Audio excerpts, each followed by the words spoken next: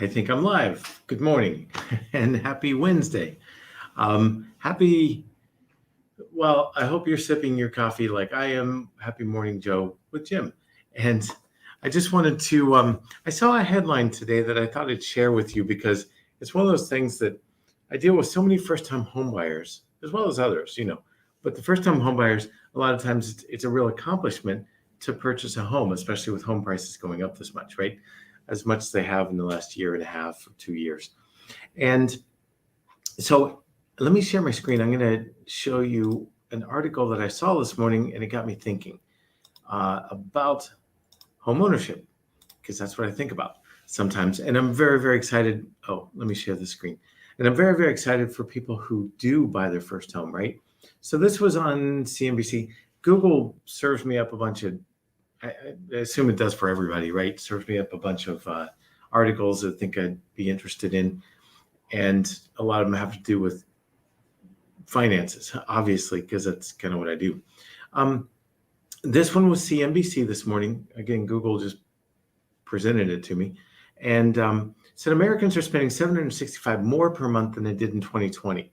And if you kind of read into it, it shows a bunch of people here in Soho, eating out, spending money, doing what they do. But here was an interesting thing. Young adults in particular are determined to make up for lost time, right? And I totally get that because it's been a crappy year I have 3 young adults, one in high school, 2 out. I get it. It's been kind of a crappy time last year.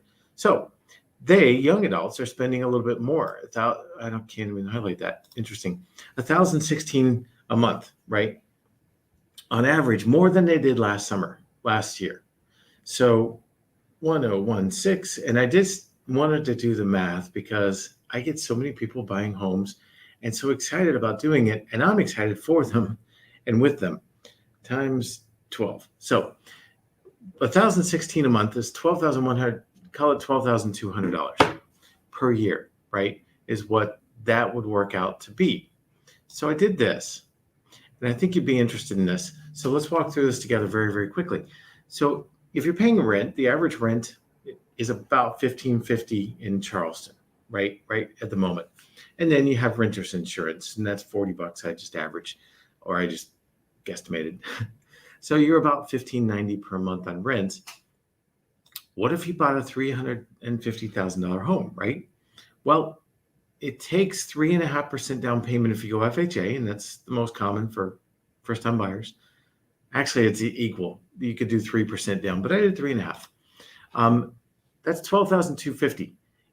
That average spending that's increased from 2020 among young people is just shy of that. I mean, you're like $60 shy of that. So you can find $60 somewhere. So if you were to cut back on that spending for a year in order to buy, here's what happens, right? Instead of spending $1,590 a month, you're spending all in with taxes, insurance, PMI, and everything, $1,376 a month. Now, you also have upkeep on the home, right? But look at this. Over the next 5 years, let's say you were renting for 5 years at $1,560, and I did put that the rent goes up because it does at 2.5% per year. You would spend about $100,000 in rent. That's a lot of money. If you bought, you would pay $38,000 in principal. In other words, it's like a forced savings account. You pay down the principal on that $350,000 home, $350,000, by $38,000. And then over 15 years, you can see the net worth. No one's going to rent for 15 years. Some people do. But you get my point. You save $134,000. So how do you do that? Well, it occurred to me yesterday. Let me stop sharing. Okay, so it occurred to me yesterday.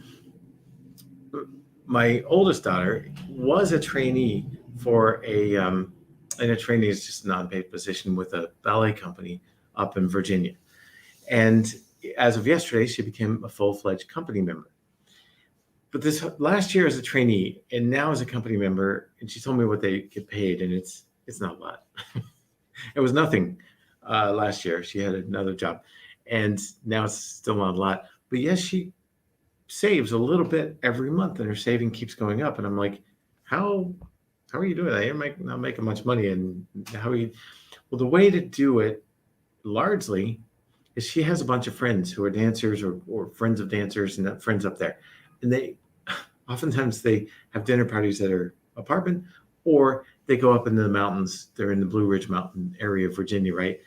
And they go up in the mountains, take a blanket and have a picnic and have a great time and spend time up there.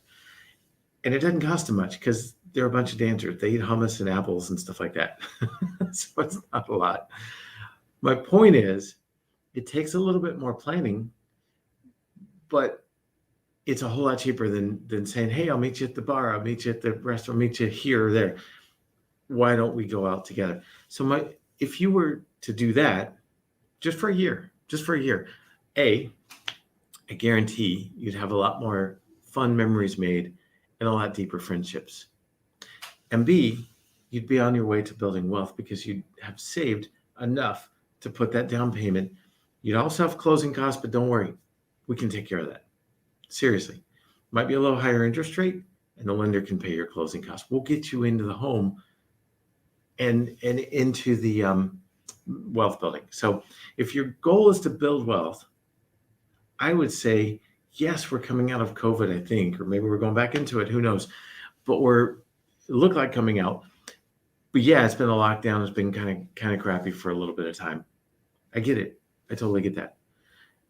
I would say the better thing to do than rebel, because that article said young people are rebelling against COVID and spending money and going out.